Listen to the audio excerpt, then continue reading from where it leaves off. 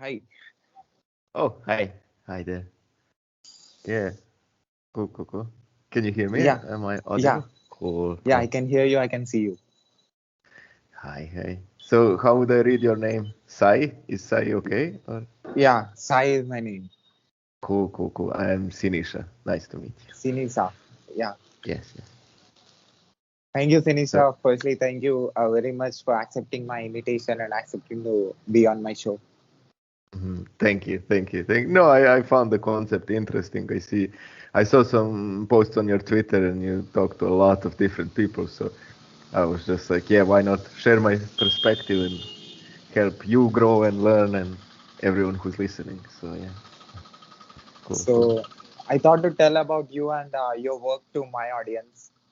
Uh-huh. So, can So you please introduce yourself? yeah, okay. Well, I've been in web development for around 10 years, maybe. Since college, I started out freelancing, and then after that, I spent some time in London, UK, about 4 years. But like no place is like home, so I came back to Serbia, and now I live in Serbia, and I am fairly knowledgeable in my field, and recently I got promoted to like a team lead. So yeah, I'm quite happy with the way my career is moving forward. And a big part of that is like you can spend a lot of time in tech, but if you don't actually sit down and make yourself a senior, no one else will. And that's something I had to learn by myself. Like when I was in my time in London, I was basically like a media, and I would interview for companies, and I would think like, oh, I would like to position myself in a company where I could grow into a senior. And like a guy told me after the interview, he went out for smokes, and I was just there. He said like, come over here, blah blah blah. Like listen, like it's nice that you say that, but no one is gonna do that. Like unless you find the time and sit down and make yourself a senior, no one else will. So I kind of took that advice, and now that I have like a wife, a kid, and everything, now I can be a more serious person. And now I started finding time. Like okay, I'll read this book, I'll do this tutorial, like, and it happened. So that's sort of where I am at now. Yeah. So, you are a technical team lead. Yes. So, you are into tech from last 10 years. Yes, yes. It's been a long journey. To be honest, when I started out freelancing, I was just in it, like for the money. It was an easy way to make money. I think there's a similar situation in India as well, like there's not a lot of jobs where you can make that kind of money. So I was just like, okay, this is something I could do at home from my computer. I don't really like it. I don't hate it, like it's okay. And then like after a couple of years, like I learned some more complex things, and I was like, okay, this is sort of fun. This is a challenge, and the more I got into it, the more I liked it. So it's a message to everyone who's just starting out, like maybe if you don't like it, maybe give it some time and maybe do more complex stuff, because at the start, if you do just HTML and CSS, that's relatively simple. It may not seem simple at the start, but it's relatively simple. There's no real brain engagement. So like after a few years, I was just like, this is boring. This is like, why am I doing this? Well, of course, because of the money.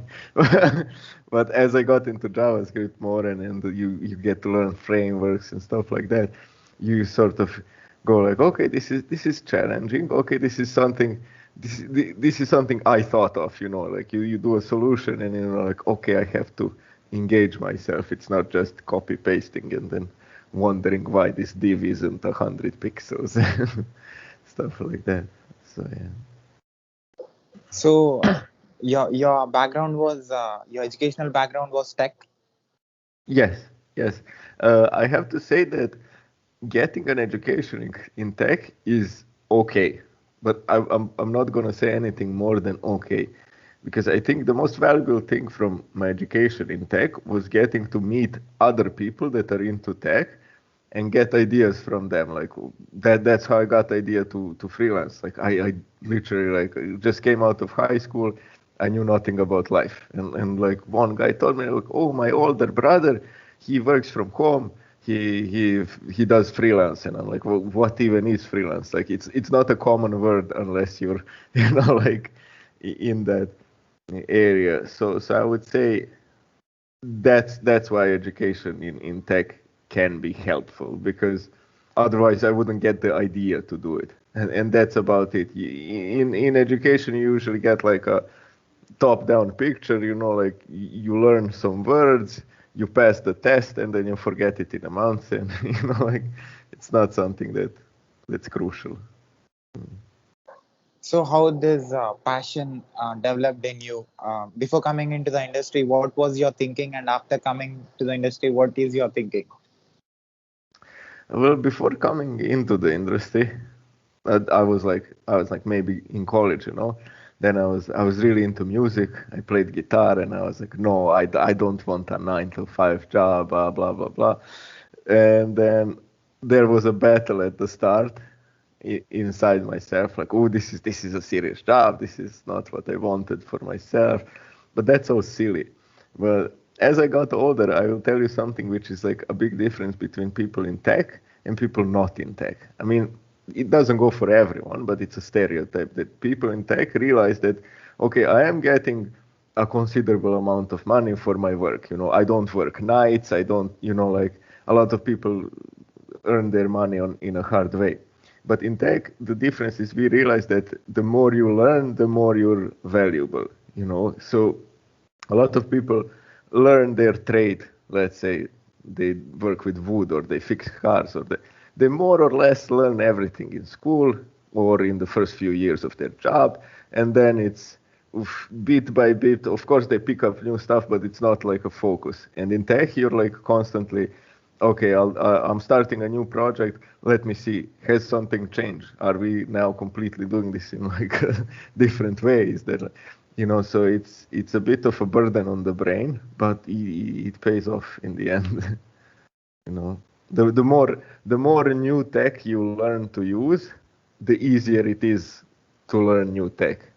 At the start you have to be focused. At the start you have to say, okay, I'm going to learn this, because I see a lot of new people jumping from one thing to another and then adding it to their CV and their Twitter. Oh, I did 3 projects, one in Python, one in JavaScript. And I'm like, you know nothing, you suck. Like stop. Like learn one thing properly, and then after a few years start expanding. Like, because it's only at a later stage in your career that you can actually go like, okay, I'm going to take this language, I'm going to take a month or two to pick it up, and I already have some concepts from before, I know it. But like at the start, you have to be careful how you expand your knowledge. You have to be open for it, but careful. So today you are a tech team lead. So how you improved your knowledge? How much time it used to take for you to understand a project, or understand a framework, or understand anything that is related to tech, to be whatever the position you are in today? Yeah. Well, at the start of my career, I have to be honest, I would come into a project and my task would be fix the HTML and JSS of, I don't know, this part of a WordPress website. And I would be completely oblivious, like what the rest of the website does, how it does it. I have no idea. I don't even know actually everything about my task, but I sort of make it work. And that was like, that's an okay approach. I mean, like at the start, you can only focus on like a small bit of code and try to get good at it. But like now, as I'm like more senior, and like uh, I try to understand like, okay, this project is based on these and these technologies. I understand that the application has layers. Like this layer, it never says on the code like, oh, this is the business layer, but you sort of see it like, okay, this is a component that handles calling of services. You get all these words. You learn all these words, and like when I was starting out, I was like, oh, what are they talking? Like they're just using big words to sound smart. But in the end, you realize you need to know what a service layer is of an application, because once you get to more seniority, you sort of you straight away you see calls to APIs and you go like, okay, this is a service call, this is the service layer. You see the folder structure, you know. So as you get older, it's the thing that when you're new in tech, you don't even know that the application has layers. Like, what the fuck? It's just, you know, like scrambled code for me, you know. But you know, the more you're in tech, the faster you learn to analyze the code base, because that's a skill on its own, analyzing the code base. You know, when you're new, you're just dumped into a project and you're like, okay, tell me what's my task, I'll do it and go home and cry, and that's that's about it, you know. So yeah, it's relatively fast. Like, I try to pick up everything. If a project is really large, it may take me like a month or two, you know, to really learn how everything functions. But more than that, it has to be something completely new, like a language I don't know, you know. It has to be really confusing for me to take more than that. You know? So tell me about the way you look at the project that you get. How you think? What is your thinking process before entering into that? Well, I usually like, when I do get a project, I usually like it to be like something React and JavaScript related, maybe Node. So those are all technologies I know, strictly speaking. So I'm not as confused when I jump into it. So when I get the new project, I try to look at, okay, how is routing handled? Like, are we having pages? How is authorization handled? Like, and those are usually things you look at the start, you realize how they work, and you don't really care that much about them as the project moves on. But it's like a nice thing to have in mind. And what I like to, like, if we're speaking specifically about React projects, what I like to see is like a clearer separation of the service layer, the business layer, and the UI, the display layer, you know. So I will usually go into, like, if I have the budget and the time, I will usually go into separating out business logic from display logic. A lot of people, you know, like when you have a large component, a large file, and this goes for not just React, it's difficult to maintain. And you know, like, one thing you start doing, people usually run away from tests. Like, okay, I don't even understand how they work. Why would anyone just implement them? I'll run tests, they pass. Okay, I'm not touching anything cool. But once you start getting into writing tests and reviewing code and stuff like that, you realize, okay, if I write this code differently, it will be testable. And if my code is testable, I don't have to fully understand everything. I can make a change, you know, cross myself and run the tests. And then if the tests pass, that means I didn't break anything. But if you don't have the tests and your code isn't written so that it's testable, that's difficult. You can oftentimes change something and you're like, even I don't have the whole project in my head if it's a large project, you know. But I need those tests so I can trust that the changes that I made on my section of the code aren't breaking anything. So I would say, like, a big change in mindset is trusting the tools and using the tools. You know, I'm not that much smarter than myself from, I don't know, 4 or 5 years ago, but now I know how to write tests, so I will write the test for my module, change one thing. If the tests fail, okay, undo the changes, do it in a different way.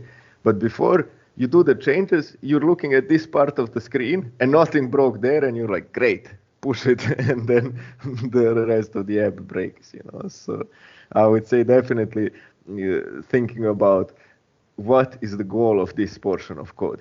You need to know the goal of that portion of code and able to test it. So I'm going to test it. Does this code achieve that goal? And that sort of that forces you to write better code and more stable code. So tell me about your understanding level about the part of the code, the part of the project that you get. Mm-hmm. Well, if we're talking about, like, okay, this is my task, then I try to have the most understanding that I possibly can, I will probably understand it fully to the end, because that's sort of important if you bring in, like changes, and you're obviously there to bring in a change or a fix. You need to understand how that code works and how it interacts with the rest of the code base. That again is why I say testing is important. If your whole code base is covered in tests, you can freely change. You can delete a module, run the test, and if the tests fail, okay, you've accidentally deleted something that is needed. And again, that's why writing good tests is important, because when you write a good test, you have some text there like, given this situation, this component does this, and that's sort of like a documentation which you usually don't have. Everybody says, oh, document your code, and then you leave like 2 comments in 22 files, and maybe you add a readme that goes like, oh, just run npm start. That's not documentation. That's not helping anyone. So, as I said, like, when I actually work on a piece of code, I understand it fully, because I don't think web development is that difficult. I mean, it does take you 4, 5, 6, maybe even 7, 8 years to like master it, but it's not that difficult. I find that artificial intelligence and machine code stuff like that, there are a lot of harder things out there. So like if you're in the web, really give yourself time and set a goal in mind that, okay, I'm going to understand this fully, because this is not college level math, this is not physics, this is not, like it's a craft, and you can master the craft even if you weren't the top student in your class, stuff like that. So it's just about giving yourself time to say, okay, at one point I can fully understand this. Maybe it's abstract now, but like if you're talking about a portion of code, a simple task, you have to understand it. So, do you have anything that you cannot forget while doing your work? Example, error correction, or facing a problem and solving it in a particular time. So, something like that that you cannot forget in your 10 years of experience. You mean like an anecdote, like something that happened and it was, Anything or as today you became a leader. Uh, Before becoming a leader, you did a uh lot of things. You did a lot of stuff, yeah. created, deleted, Aha, aha, aha. changed, Okay, okay, I altered. get it. So something that you cannot forget. That is Mhm. that shows your ability, problem solving ability. Yeah. Well, I don't know. Like maybe the most important step towards becoming like a lead. Maybe it was like one specific project. I was used to doing like relatively web-based stuff. You have this website, which I don't know, which is a portfolio or something. It's usually really, down to earth stuff, easy to understand. And then once I was put in a project like maybe a year ago, which was like you have this hotel, and on the page of this hotel you have this chat box, and once you chat with an operator, so someone somewhere is sitting and answering. But in case the volume is bigger, you don't chat to an operator straight away. You chat to a Google's AI, which sort of goes like, okay, you said hi, and it says hi back, and like it starts the conversation, and it has feedback. It sends a signal that says like, okay, I'm 70% sure what the person is talking about. So our project was to basically see that, okay, this signal is too low, alarm an operator, go like, okay, the chatbot is probably talking nonsense, take over, blah blah. So this was like a really uh, complex project, because you had the interface for the operator, you had the interface for the person chatting on asking for rooms on the hotel, and it was done in one simple way. It was like done almost like a monolith, and it had to be split out into microservices, and it was like Amazon microservices. So basically, tackling this project was what really opened me up for pursuing maybe like a tech lead role and stuff like that, because at that time I was just like really good at JavaScript and that's about it. But like looking at thinking about the architecture, then I had to like Google the Amazon services, find out which service would be best to handle this, because of course somebody already did this. This is not science. So basically tackling that project really opened me up to learning about the architecture of more complex software as a service websites, and that's sort of what pushed me forward a lot. So it will usually be like a really difficult project which you tackle, which will open you up for new things. When you're starting out, maybe you'll get stuck. Maybe you'll take a bite that is too big for you, and you will get frustrated and say, "This is not for me. I will go. I don't know. I will go." I don't know what's the English term for it, but in Serbia, it's like you have a job. For example, if they're putting electricity in the street, you have to dig the hole for the. And that's what you say to yourself, like screw it, I will go dig those holes for like electricity and water and stuff. But every so often you have to try and fully challenge yourself. And even if you fail, okay, you took a large bite, take a smaller bite next time, but it's always something like that. And then if you succeed in those challenges, then you have to start thinking like, okay, now I have this guy that I'm managing. So everything he asks me, I have to know it, and I have to know it better than him. And then you start taking more and more time to explore all the tools, all the systems, because if someone asks you and you don't know the answer, of course, every so often I don't know the answer every day. I don't know. But you have this, because from the perspective of a junior, I remember being a junior and then I ask someone senior something and he doesn't know, and I'm like, then why are you a senior if you don't know? So you live with that fear, and that's what keeps you moving forward. Like I have to at least know to tell him where to look. So that's sort of. So, how is this responsibility as a leader now? You are leading the team and you are trying to solve their problems. Before this, you was a trainer, you was a trainee, and you are into problem solving. Now you became the head of the team. So, how is this responsibility? Is this a different job again? Uh, No. And first of all, my team lead title is really, really fresh. So I still didn't have the opportunity to lead a large team. It's usually 1, 2 people. But I would say it's not a new job, because even now I'm working on, we are an agency. I work in an agency, and I'm rented out on a project where I'm just like a senior consultant. So currently, it's this it's a really large firm. Like I don't know, the team is like, I mean the teams are there. There's like 50 or 60 people at least that I know of that are working on this application. It's a huge application, but our teams are, let's say, 6, 7 people. Those are the teams, the cores. And even then, I'm not a team lead there per se.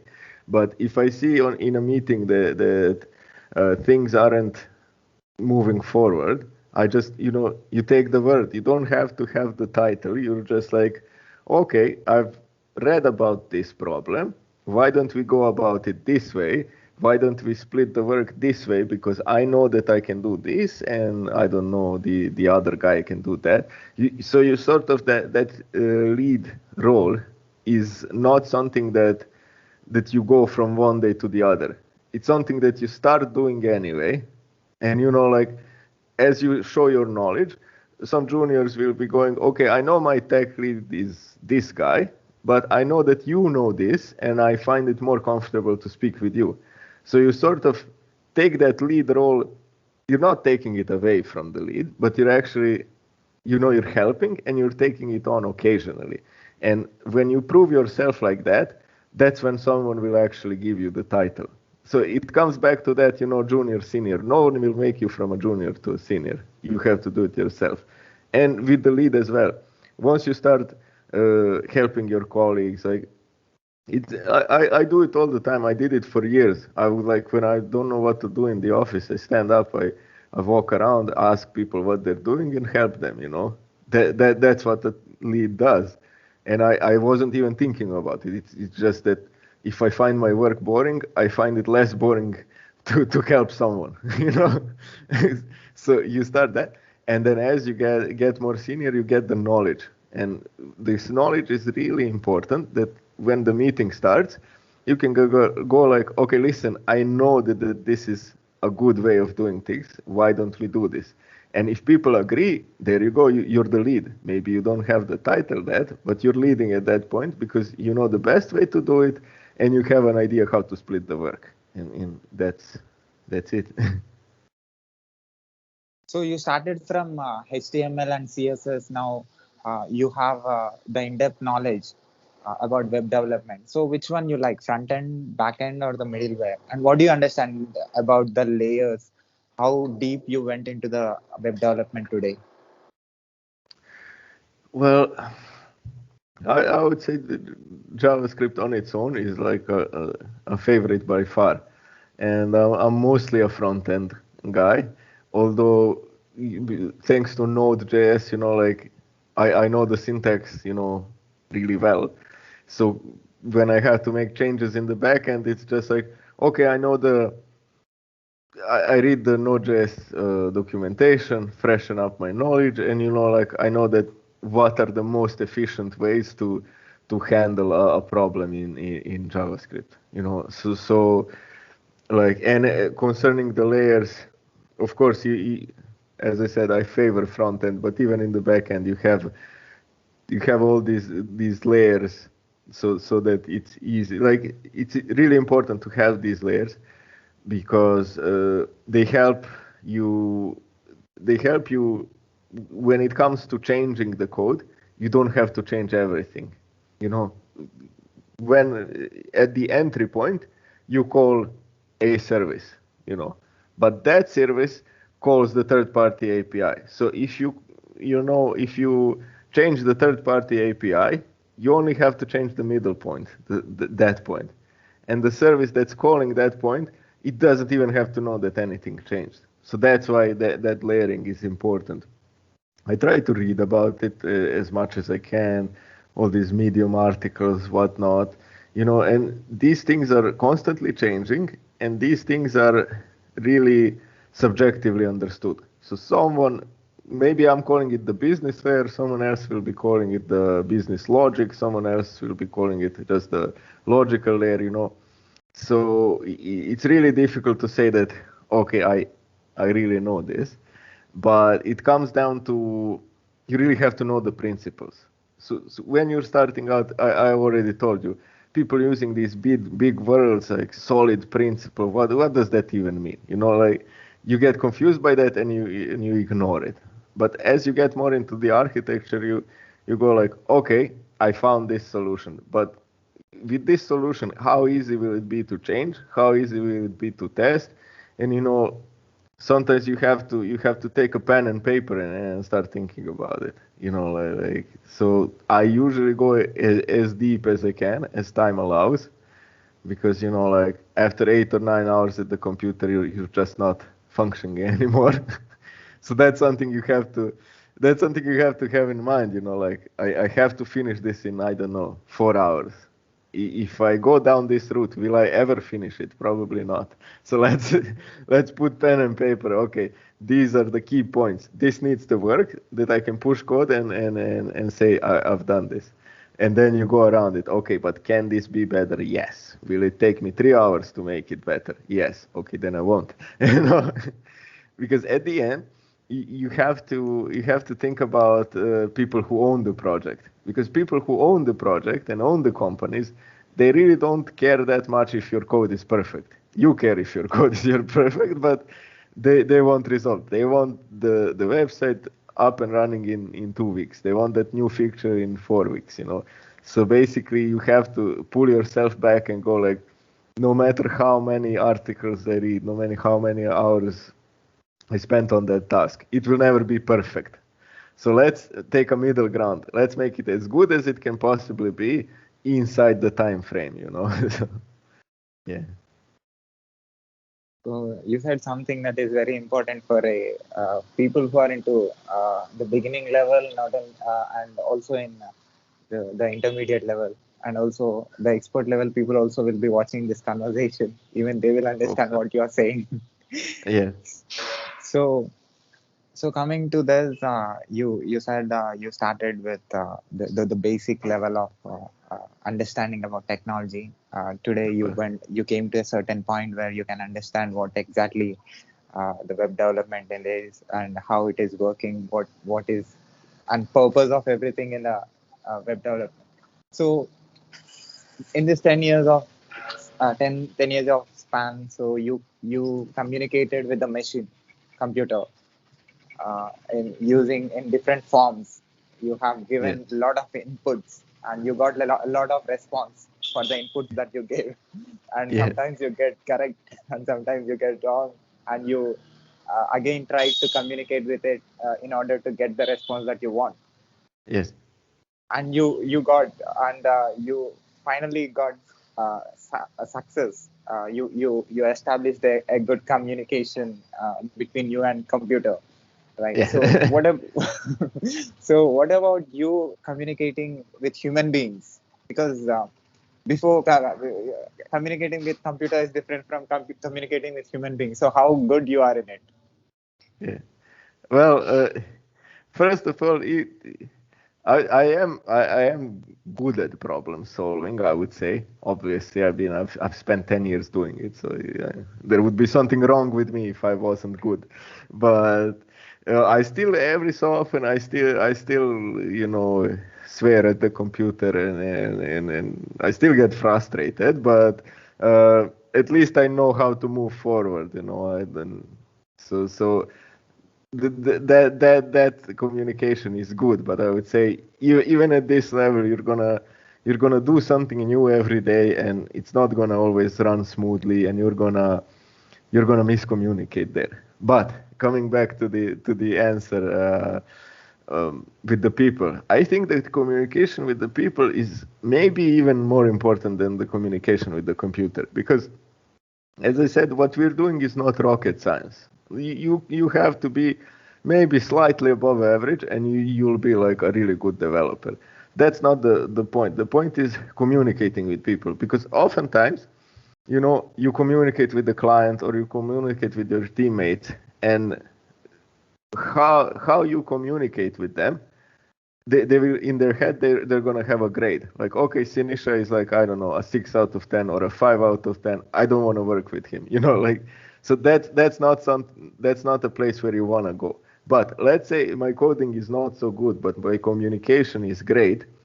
It's gonna be much easier to solve any problem. Like, if I have good communication, and I think that I do, I will sometimes find a solution from a junior.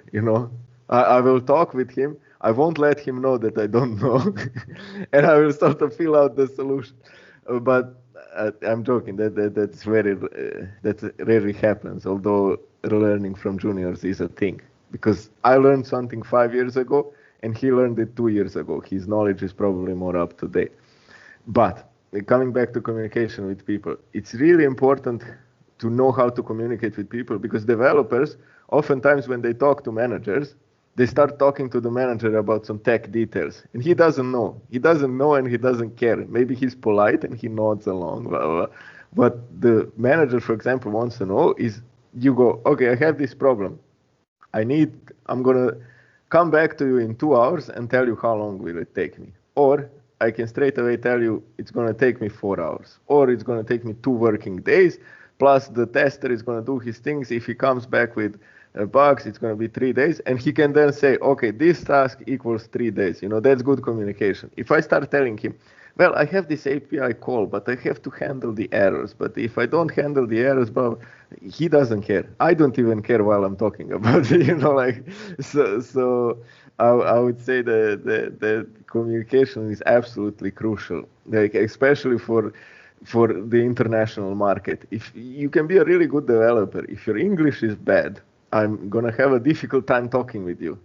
And if we have a difficult time talking, I don't know, I don't know what you're doing. I don't know how long you will take. If you know something that I don't know, you can't explain. Like it's absolutely crucial. So it's okay, technical skills above everything. You need to have technical skills. But if you can't communicate those skills, then you know, like you're really you're really boxing yourself into a small portion of the market. For example, in Serbia, I know a lot of developers who are like really good, but they can't really make much money because their English is bad, so they can't have some good clients. And if they have good clients, they can't take a lead position because if they're in an international team, they can't communicate who does what, you know, and it becomes a pain, and you really box yourself in. So yeah, like it's really important to communicate well and not to fall in love with your code, because sometimes you're gonna think of a solution, you maybe even implement it, but in a week somebody's gonna come back with a better solution. The requirements are gonna change. It's all gonna go to hell. And then if you were in love with your code, you're gonna start hating the people that broke your toy. Like, oh, you know, like, oh, this guy, you know, the last time he came in, he changed this, blah blah, and that brings negativity into the workplace. And that person doesn't even know you. You know, like that person doesn't even care about you. He just maybe someone higher up forced a solution on him. You know, like there's no reason to harbor that negativity in tech. So yeah, like communicate well and don't take yourself or your code too seriously. Yeah. So, so how was your experience when you worked in UK? Uh, that was a real push forward because there the market is wild. You know, like if you stay in some company 6 months, 10 months, you go to another company, you ask for more money, and you know, like it's really hectic. You know, like you can make a lot of money quickly and move up the ladder. You know, because as soon as you have this hot new tech knowledge, you can look for different jobs because there's lots of jobs and lots of opportunities. I think it's good for a young professional.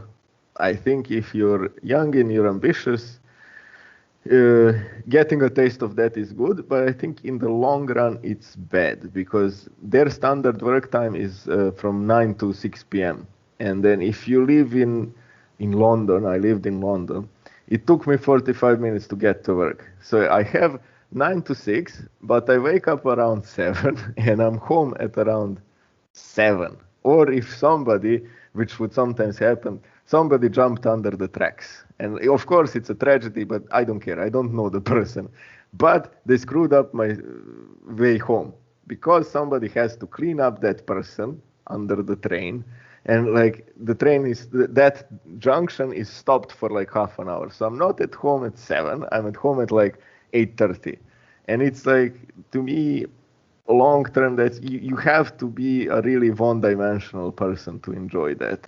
Maybe it's harsh. Maybe some people find a better work-life balance.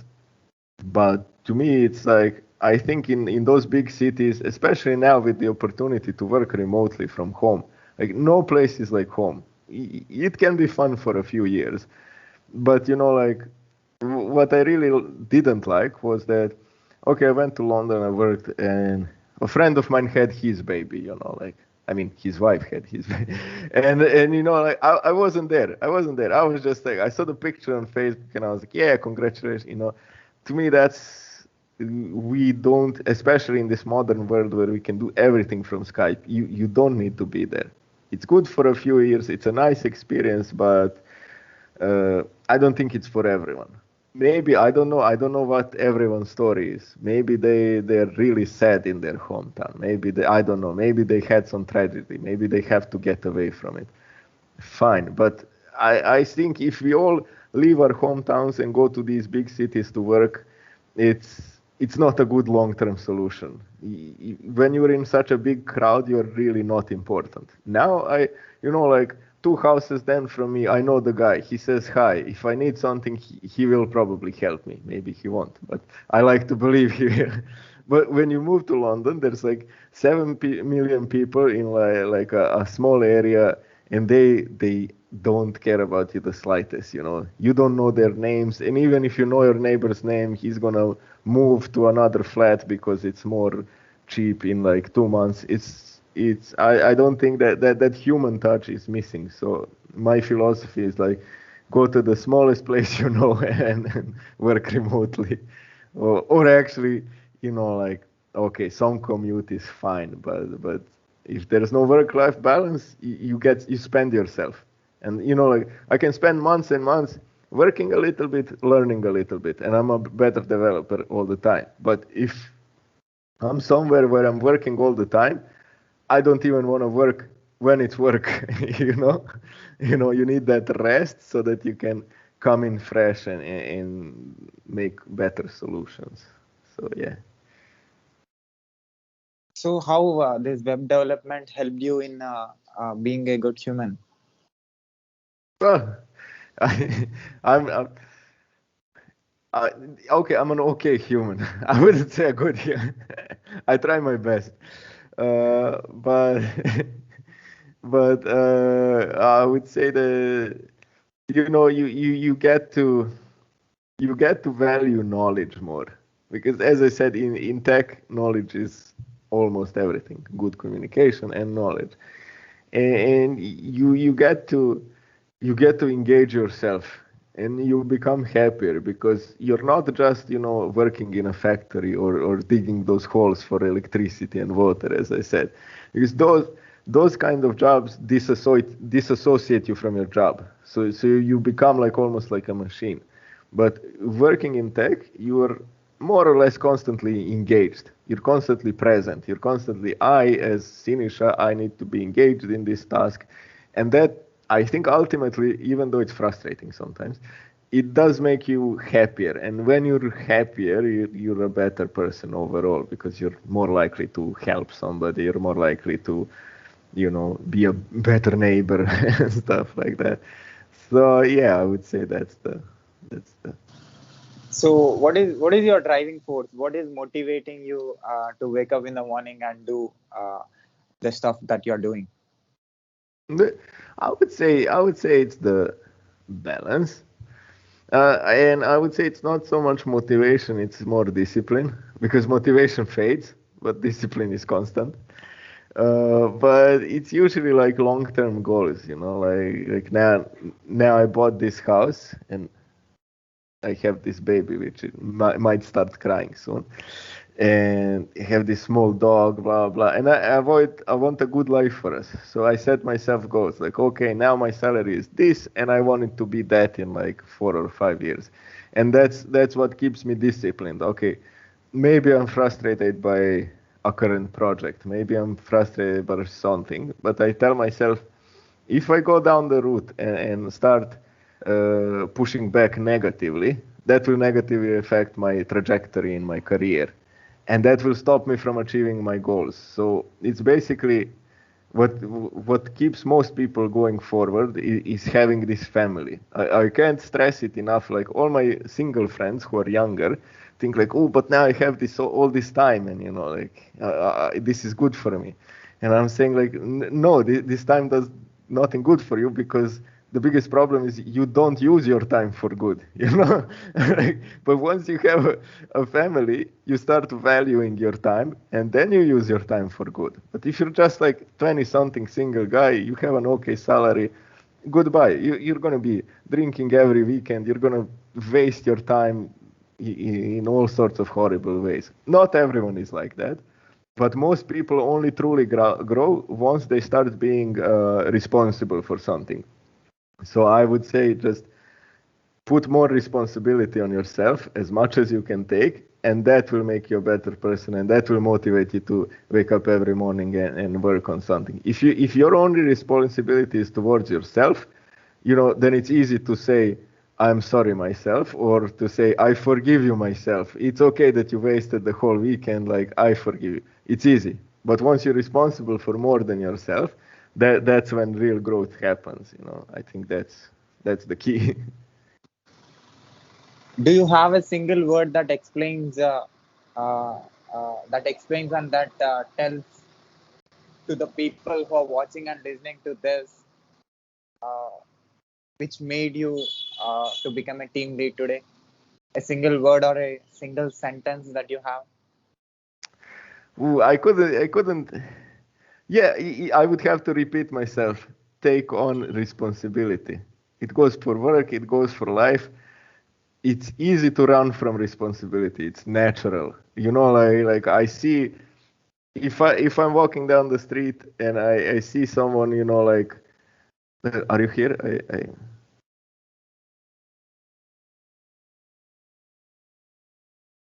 I think we lost.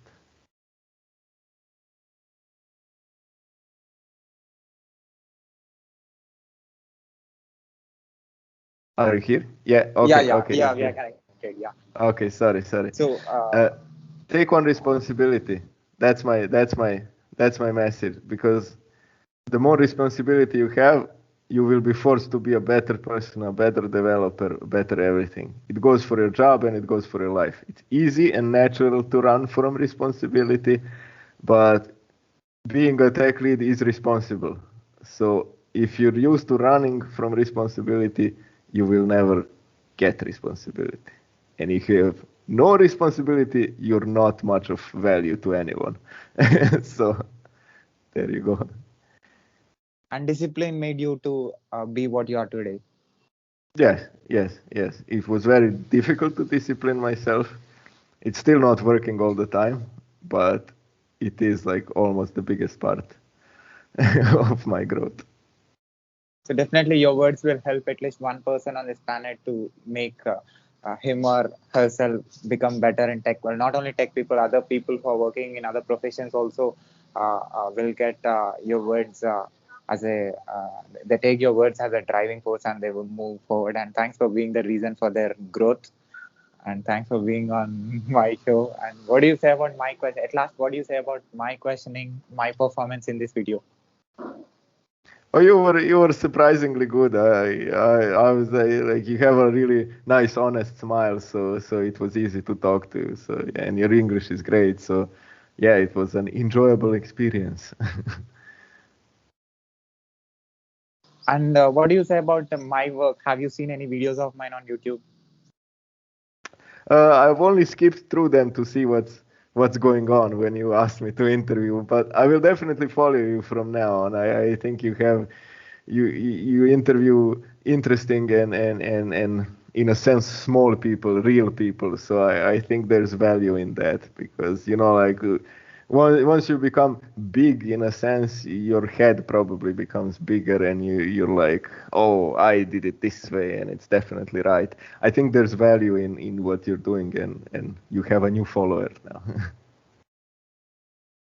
So one last question. I want your observation about my work.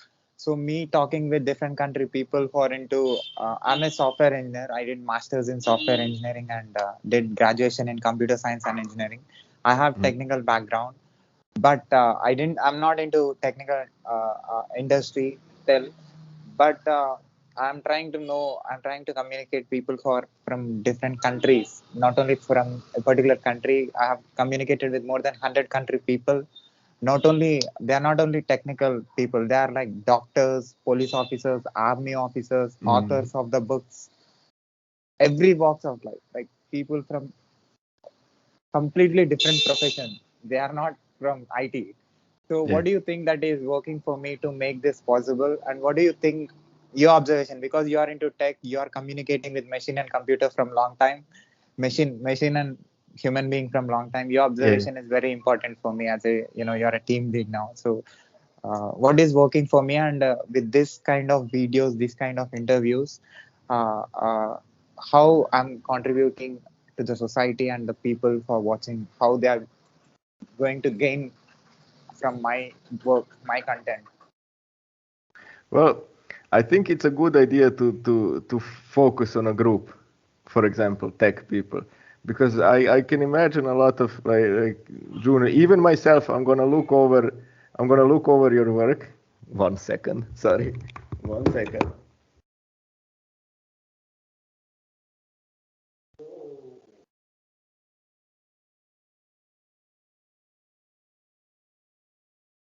Mom usually takes the night shift, So I take care of the baby in the morning so she can get some sleep. But yeah, I think concentrating on, for example, tech will help you to be a resource for many people around the world. If I'm a junior and I know what you're doing and I'm ambitious, I would definitely look at your podcast, because I have different experiences. Like even now, I'm gonna take a look at your channel and see other people from tech and their experiences. So I think if you focus on a niche, for example, tech people, it can be like a really useful resource for people to grow. So yeah, it's great. So thank you, Senisa. Your observation means me a lot, and your words will affect at least one person who is watching and listening to this conversation. It will change or it will help them in developing themselves for sure. You are really inspiring, man. You told what exactly works actually to develop. Uh, uh, Not only as a tech person, as a human being, because you're disciplined. You said some key points which worked for you that will definitely make every I mean at least a few people who will watch this, that will charge them, and that will create some energy in them, and that will make them to do things possible. Cool, So cool, cool. yeah, can I put this video on my YouTube channel with your permission? Of course, of course, of course. And also, can I put this video and audio clip on my podcast, website, internet, social media, everywhere with your Of permission? course, of course. Let me know when you've done that. I'll take a look. I'm curious how it Yeah, how it is definitely. at the end. Thanks for Cool. your kid. Your kid also participated on my show. Thank you. Yes, yes. Bye. Yeah, yeah. So, if you have anything to say to my audience in future, it can be related to technology, or it can be anything which is related to growth mindset, or anything which helps and constructs uh, the society or the tech industry. You can contact me and you can tell through my medium. Cool, cool, cool. That's really exciting. That's really exciting. Nice, Thank, nice. thank you, sir. Thank you. Keep going. Keep doing what you love. I will. Bye. Bye. Bye, bye.